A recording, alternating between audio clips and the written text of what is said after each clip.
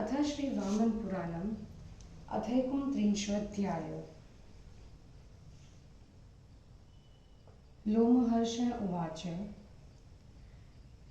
निस्तेजसोऽसुरान् दृष्ट्वा समस्तान् सुरेश्वरः प्रह्लादमथ पप्रच्छ बलिरात्मपितामहम्। बलिरुवाच। तात निस्तेजसो दैत्या निर्दग्धा इव वाहिना किमेते सहसैवाध ब्रह्मन् दहता इव।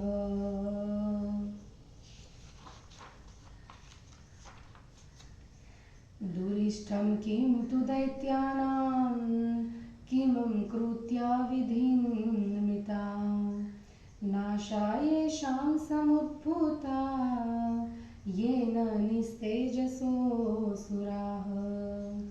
लोमहर्षण उवाच। इत्स्यसुरवरस्तेन पृष्टः पौत्रेण ब्राह्मणा चिरं ध्यात्वा जगादेदं सुरं तं तदा बलिम्। प्रह्लाद उवाच। चलन्ति गिरयो भूमिर्जहाति सहसा धृतिं सदः समुद्राक्षुभिता दैत्यानिस्तेजसः कृताः। सूर्योदये यथा पूर्वा यथा गच्छन्ति नग्राः देवानां च परालक्ष्मी कारणेनानुमीयते। महदेतन्महाबाहो कारणं दानवेश्वर न ह्यल्पमिति मन्तव्यं त्वया कार्य कथञ्चन। लोमहर्षण उवाच। इत्युक्त्वा दानवपतिं प्रह्लादसोऽसुरोत्तमः अत्यर्थभक्तो देवेशं जगाम मनसा हरिं स ध्यानपथगं कृत्वा प्रह्लादश्वमनोऽसुरा विचारयामास ततो यथा देवो जनार्दनः सददर्शोदरेदित्यः प्रह्लादो वामनाकृतिं तदन्तश्ववसुं रुद्रान् निश्चो नो मरुतत्सतः साध्यान् विश्वे तथादित्यान् गन्धर्वो रगराक्षसान् विरोचनं च तनयं बलिं चासूरनायकं जम्भं कुजम्भं नरकं बाणमन्यांस्तथासुरान् आत्मानमूर्विगगनं वायुं वारिहुताशनं समुद्राद्रि सरिद्वद्दीपान् सरासि च पशून्महिं वयो मनुष्यानखिलांस्तत्त्वे तथैव च सरीसृपान् समस्तलोकस्रष्टारं ब्रह्माणं भवमेव च ग्रहनक्षत्रताराश्च दक्षाधांश्व प्रजापतिं सम्पश्यन् विस्मयाविष्टः प्रकृतिस्थय क्षणात् पुनः प्रह्लादः प्राह दैत्येन्द्रं बलिं वैरोचनीं ततः तत्सञ्जातं मया सर्व यदर्थ भवतामियं तेजसो हानिरुत्पन्ना शृण्वन्तु तदशेषतः। देवदेवो जगद्धोनिर्योनिर्जगदादिजतः अनादिरादिर्विश्वस्य वरेण्यो वरदो हरिः परावराणां परं परापरसतां गतिः प्रभुप्रमाणं मानानं सप्तलोकगुरोर्गुरुः स्थितिं कर्तुं जगन्नाथं सोचिन्त्यो गर्भतां गतः।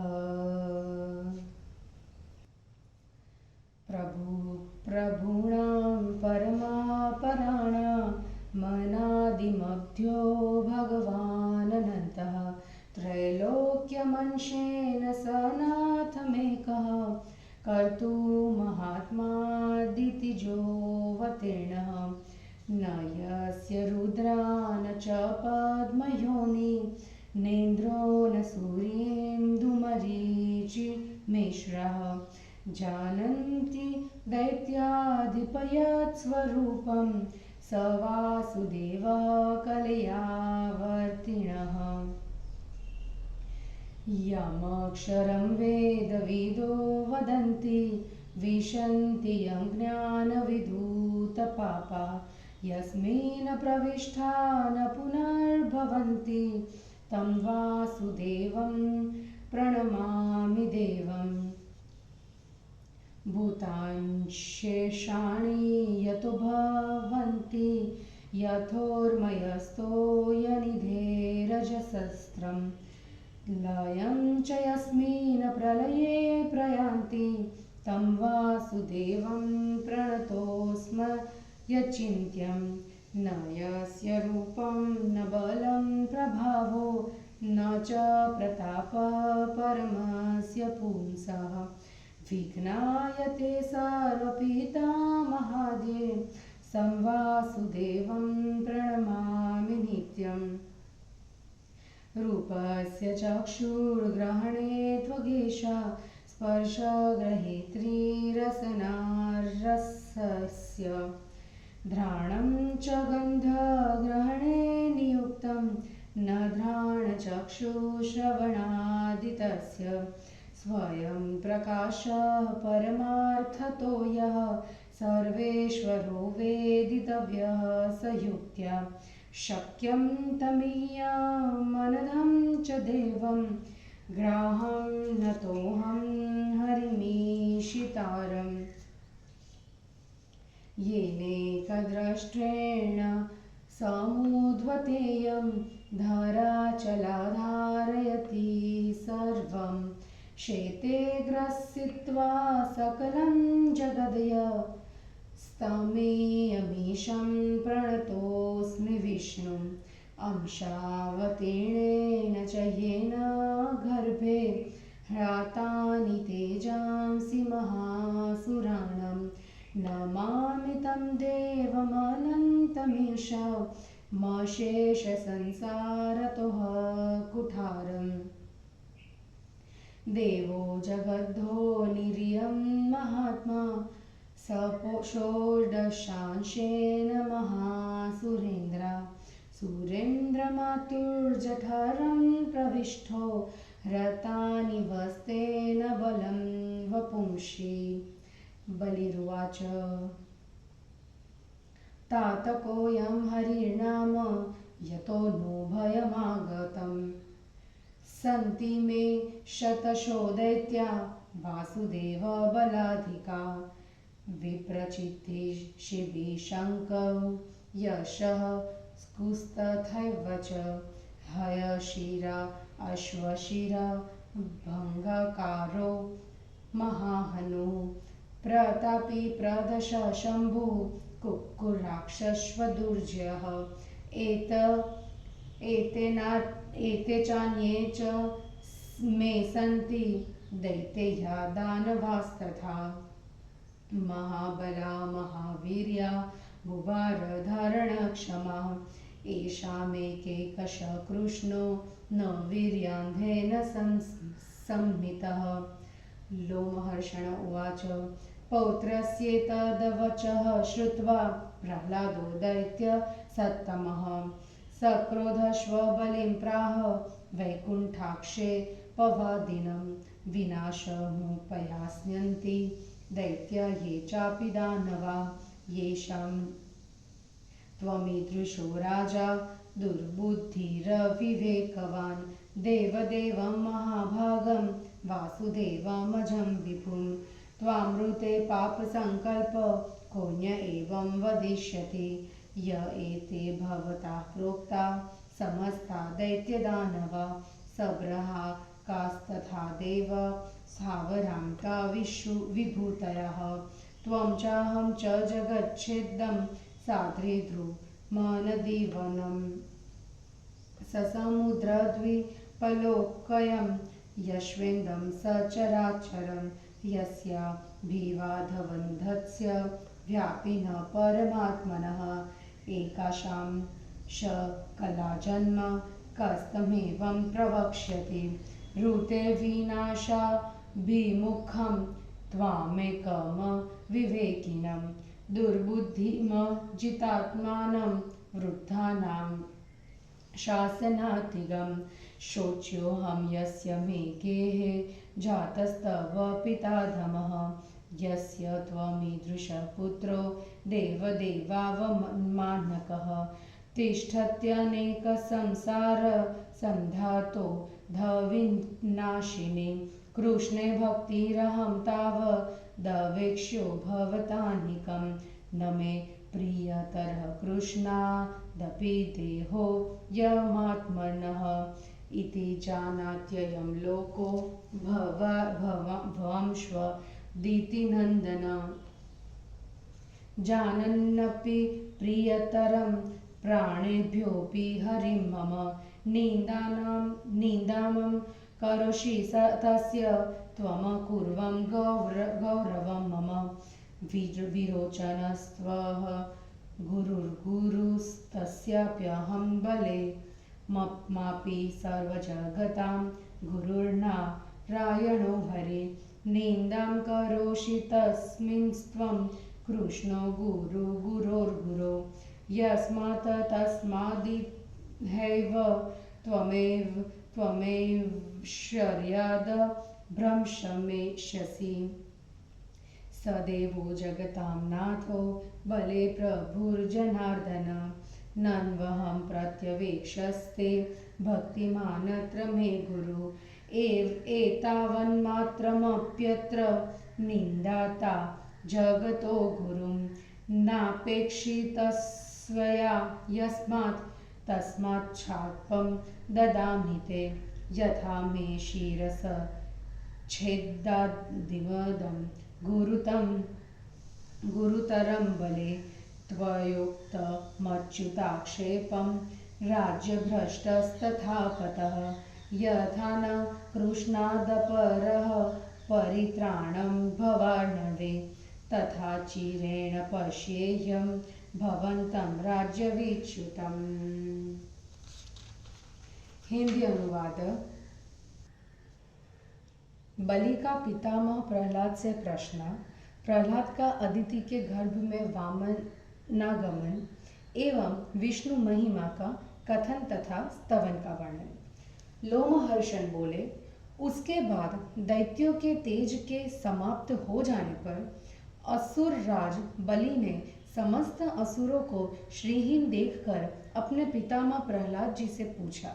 बलि ने कहा, तात, इस समय दैत्य लोग आग से झुलसे हुए से कांतिहीन हो गए हैं। आज ये ऐसे क्यों हो गए हैं? प्रतीत होता है कि मानो उन्हें ब्राह्मण का अभिशाप लग गया है। ये ब्रह्मदंड से जैसे पीड़ित हो गए हैं। क्या दैत्यों का कोई अशुभ होने वाला है? अथवा इनके नाश के लिए ब्रह्मा ने कृत्य उत्पन्न की गई पुरुषवर्ण से उत्पन्न की गई मारिका शक्ति को उत्पन्न कर दिया है, जिससे ये असुर लोग इस प्रकार तेज से रहित हो गए हैं। लोमहर्षण बोले, ब्राह्मणों, अपने पौत्र राजा बलि के इस प्रकार पूछने पर दैत्यों में प्रधान प्रहलाद ने देर तक ध्यान करके तब असुर बलि से कहा। प्रहलाद ने कहा, दानवाधिप, इस समय पहाड़ डगमगा रहा है, पृथ्वी एकाएक अपनी धीरता छोड़ रही है, समुद्र में जोरों की लहरें उठ रही है और दैत्य तेज से रहित हो गए हैं। सूर्योदय होने पर अब पहले के समान ग्रहों की चाल नहीं दिखती है। इन कारणों के अनुसार लक्षणों से अनुमान होता है कि देवताओं का अभ्युदय होने वाला है। महाबाहु दानेश्वर, यह कोई विशेष कारण अवश्य है। इस कारण को छोटा नहीं मानना चाहिए और आपको इसका कोई प्रतियत्न मतलब उपाय करना चाहिए। लोमहर्ष ने कहा, असुरों में श्रेष्ठ महान भक्त प्रहलाद ने दैत्यराज बलि से इस प्रकार कहकर मन से श्री हरि का ध्यान किया।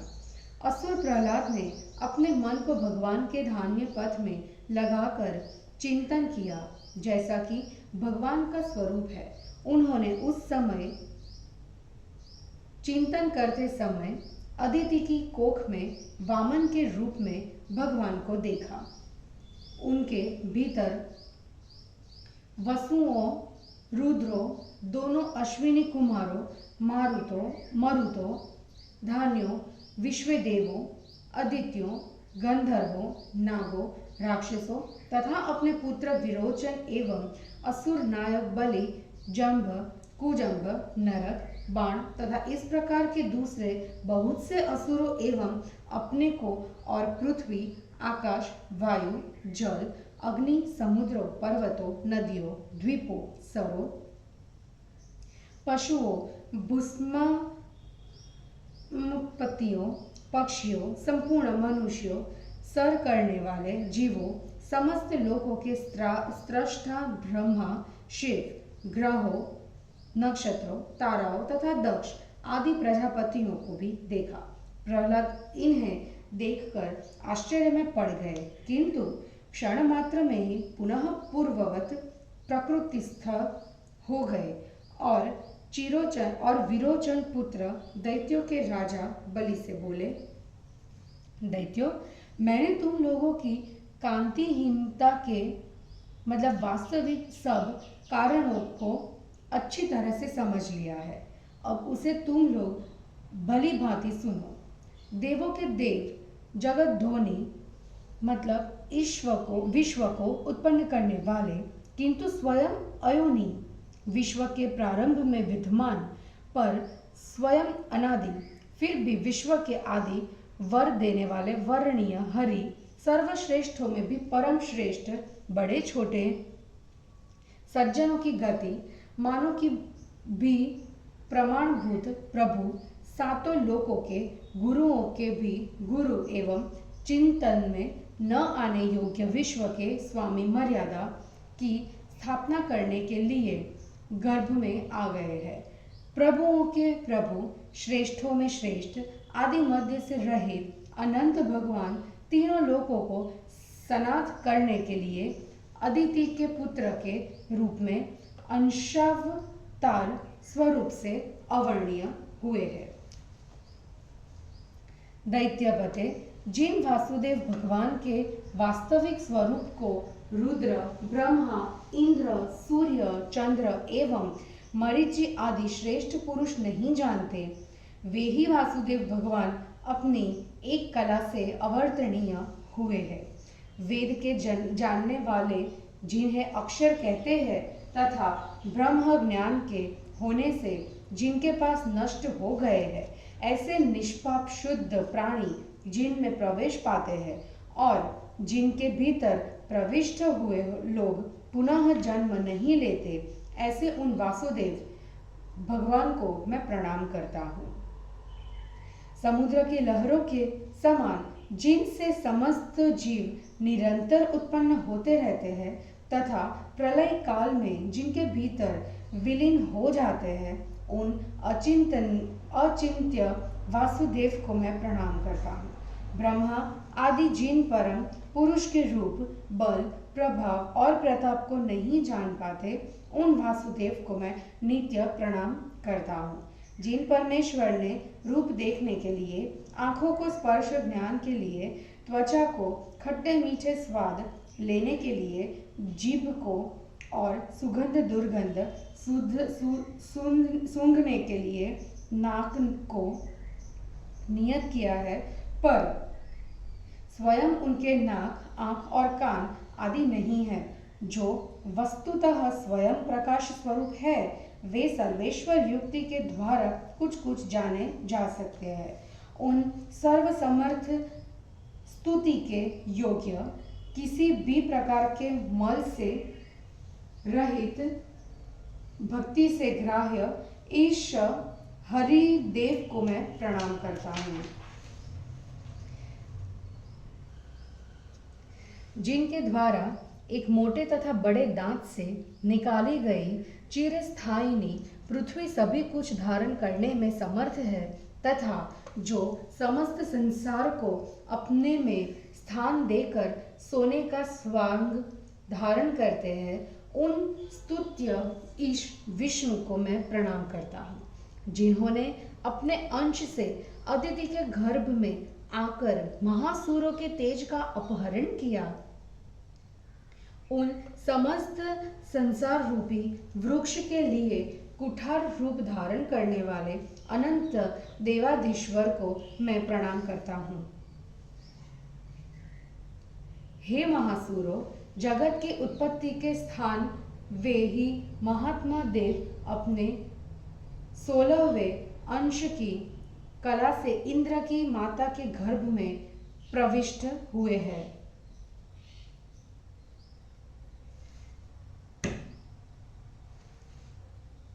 और उन्होंने ही तुम लोगों के शारीरिक बल को अपहृत कर लिया है।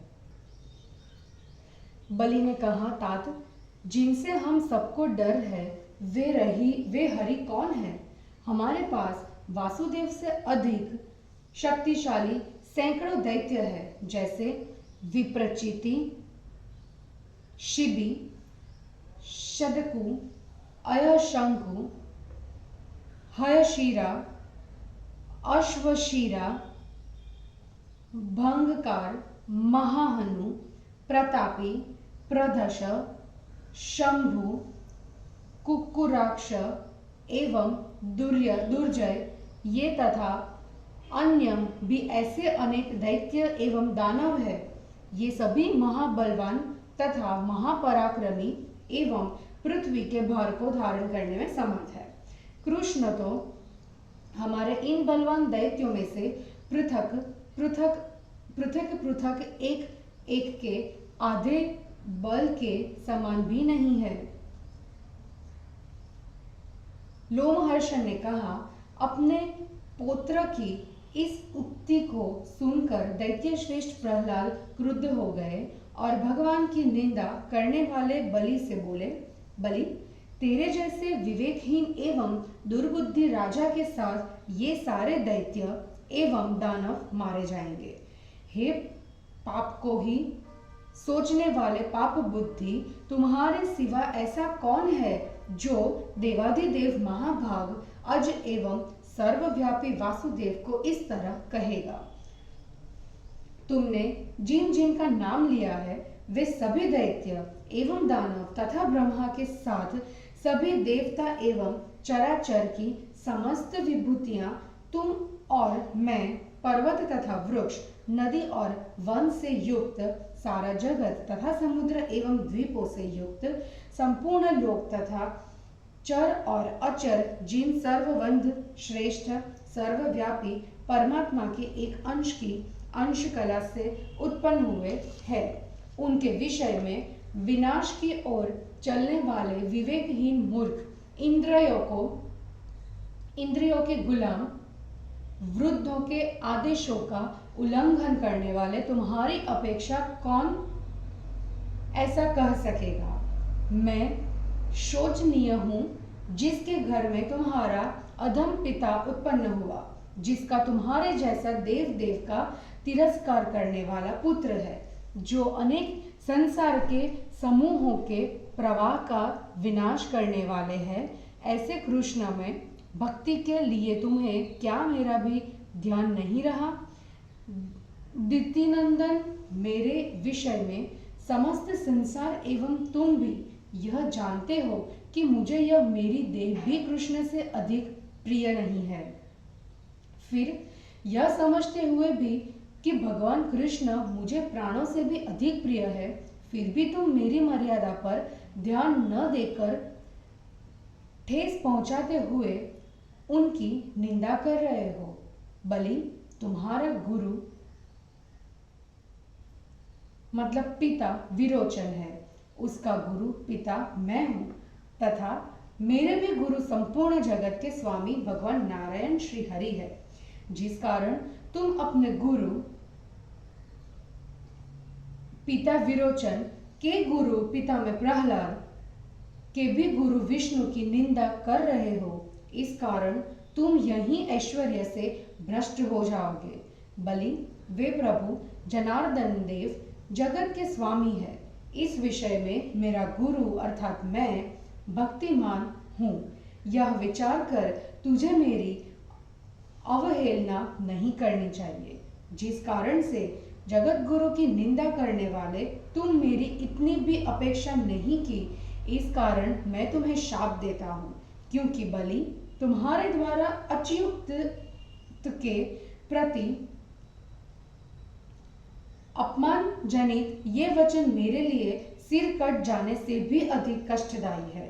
अतः तुम राज्य से भ्रष्ट होकर गिर जाओ। भवसागर में भगवान विष्णु को छोड़कर दूसरा कोई रक्षक नहीं है, अतः शीघ्र ही मैं तुम्हें राज्य से भ्रष्ट हुआ देखूंगा। इस प्रकार श्री वामन पुराण में 29वां अध्याय समाप्त हुआ। जय गुरु जी।